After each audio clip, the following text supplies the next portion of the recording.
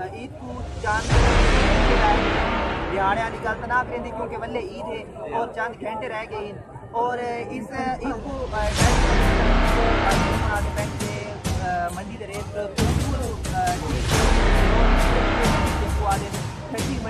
खट्टी मंडी इस वजह से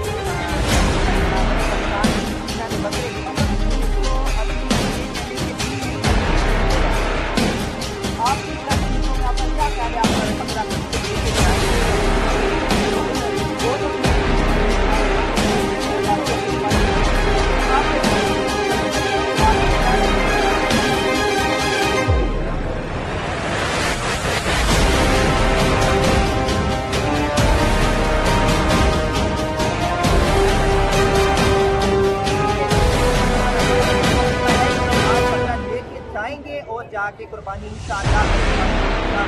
पूरा करेंगे। अब ये कह रहे हैं कि ये खरीदने वाले हैं और ये कह रहे हैं कि जहाँ पे ये कह रहे हैं कि जहाँ पे कुर्बानी के बकरों का रेट इतना ज़्यादा है कि हम 15,000 16,000 के करीब प्लस जो बकरे छोटे छोटे हैं हम क्या करें, हमारे अखराजात भी हो गए